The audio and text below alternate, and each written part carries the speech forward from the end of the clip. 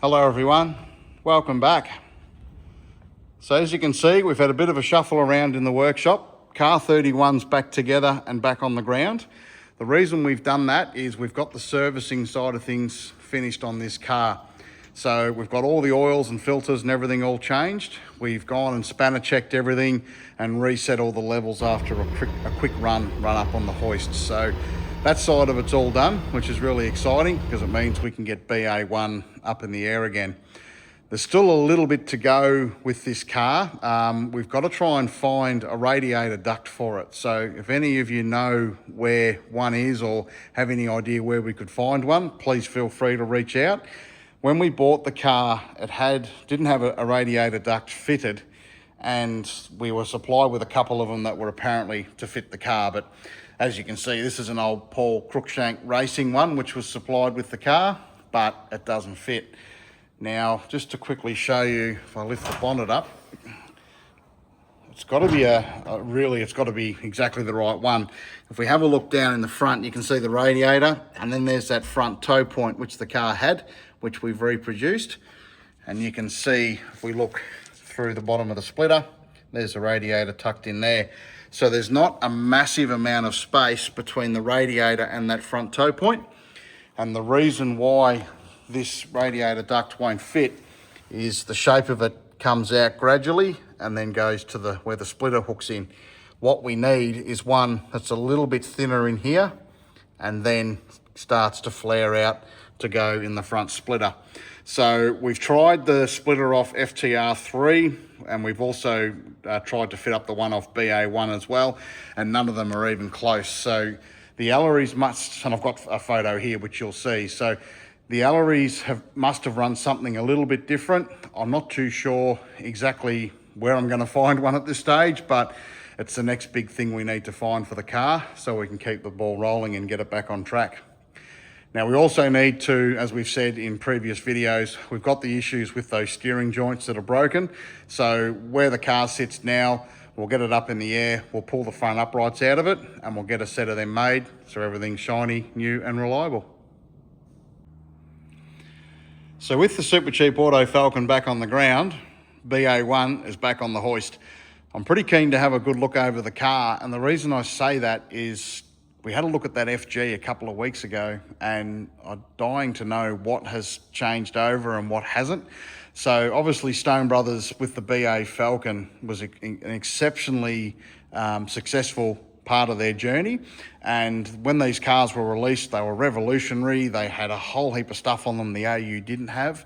Stone Brothers were well ahead of the game. They were known for being very revolutionary on how they engineer these cars.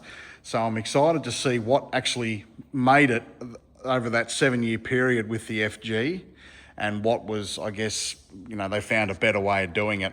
And just by looking over the car quickly now, you can see there's a lot of things in the roll cage and the layout of the car that Stone Brothers obviously found a better way to do it, which was well gone by the time the FG was released. So we'll go over that now and have a bit of a look. There's just one little thing that I want to cover off quickly, or I don't want to, but I'm going to have to. When we're getting a few messages from time to time from people, and the last time I explained my situation and how things all work here, we had about 1,500 followers on the page, and that was it.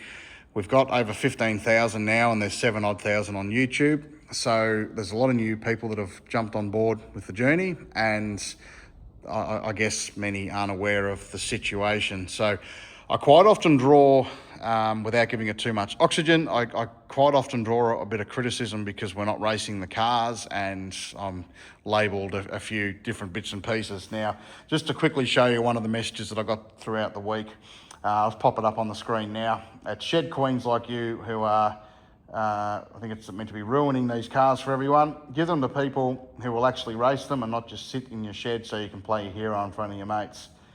People want to see them racing, not just see them hidden away. These cars will be forgotten because of people like you.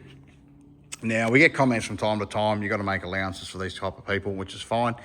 That one was actually, someone took the time to type that out and send it in as a private message to the page, so they clearly had a bit on. Now, my situation is a little bit different. I've said before, we're not a race team, current or former. I'm doing a lot of this just as a hobby.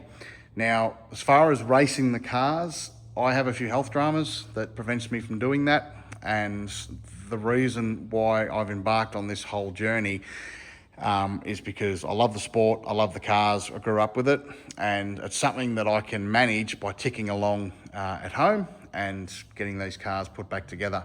Now, this week as an example, I haven't been able to achieve a hell of a lot. I've been a little bit limited what I can manage, so there hasn't been a lot of progress, but some weeks you'll notice there's plenty that's been happening with the cars, and other weeks there hasn't been a lot, and that's just down to either work or what I can physically manage.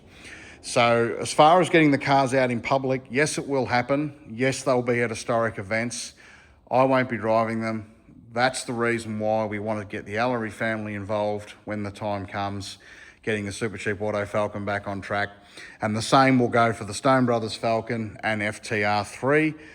The people that were linked with the car originally will, try and put the budget together and put everything we need together to run the cars at these events with the people that made them what they are today.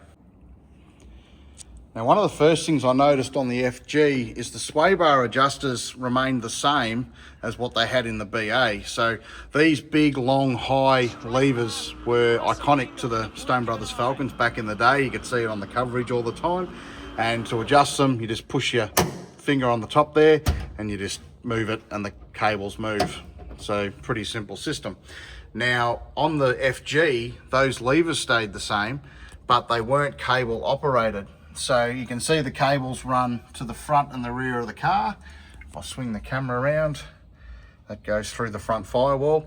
On the FG, they were all hydraulic. So they had a series of master cylinders at the back, which operated the sway bars, which was a really impressive way of doing it.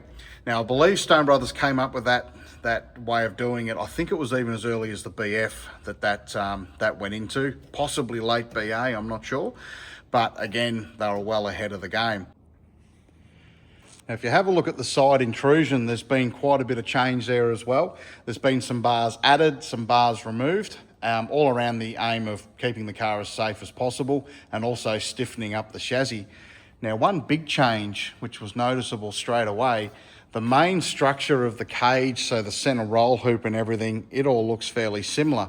But the FG had one extra bar added from the center of this main cage section behind the driver, and it was tied in to the rear shock point. So there must have been some significant advantage in running one straight bar between the center of the car and the rear shock point from a performance standpoint. Now, one thing that's really noticeable also on the FG is the driver's position. Now, it's actually interesting across all three cars, so the AU, the BA and the FG, but if you have a look on the BA, the driver is certainly well inboard to the standard road car position, but on the FG, they're a long way in. And if I sit the camera in a similar spot, you can actually see the difference. And on the FG, if you use the standard Falcon dash mat as a reference point, they're right on the left-hand side of where the instrument cluster would normally be. So they're a long way in toward the center of the car. Now, what's interesting from an AU to a BA point of view is if we grab my trusty ruler here and measure roughly from the seat to the side of the cage, it's about 180, 190 mil. And that's on the BA. So there was a change made from a weight distribution standpoint. Now, if we come across to the AU, and we're only talking a year or so difference here, and you go there, you're about, 100 or so mil. So certainly, there's not even room to get that park brake lever in there. So it's like Stone Brothers again were ahead of the game as far as moving the driver inboard for safety and also getting the weight toward the center of the car. The boot of the car was also an interesting one. The fuel pump layout and everything was fairly similar between the two cars, although the FG certainly looked to have a lot more lift pumps added throughout the journey. Now, one thing that's really interesting, and it's purely just from a practicality point of view, is you can see the square box on the FG, which is located roughly here. That's if you have an alternator failure. You can put a battery in there, put a strap over it. You can see there's an Anderson plug right next to it, so you can send the car back out. Admittedly, it would only last a handful of laps, but it could mean the difference between finishing the race and not. So when you have a look at how the BA's laid out, the jump plug or the Anderson plug is inside the car, just above where the battery sits underneath, and there's no way to secure a battery to that, where by the time the FG came around, you could hook up a battery in a pit stop and send the car back out with minimal time lost. So with a bit of luck next week, we'll have a brand new set of fuel pumps and fuel filters turn up for BA1.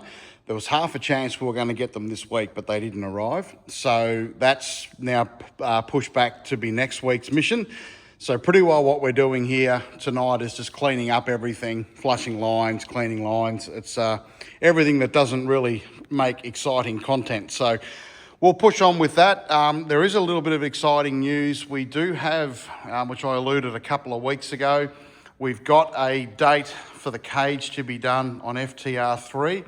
Our members program has certainly helped bring this forward, and there'll be some exclusive content available to our members once the cage work commences on FTR3. And obviously it'll be available through the normal channel as well, but we'll put together some extra bits and pieces, because every dollar that the membership program has raised goes straight into getting this cage done. So we're really genuinely appreciative of everyone that supports the channel, either through a membership program or just through subscribing and watching. And yeah, we hope that you know, the rest of the year will be exciting as far as FTR3 is concerned, and there'll be a lot of progress on this car by the end of the year. So we'll push on here tonight. Again, thanks everyone for your support, and people that have, you know, as I said, the members and people that have been with us since the very beginning, following along. I do genuinely appreciate your support, and we look forward to keeping the journey going, and hopefully, you know, both of us can, all of us can learn a bit as we go about the history of these cars. So thanks again, everyone. Have a good night, and I'll speak with you again soon.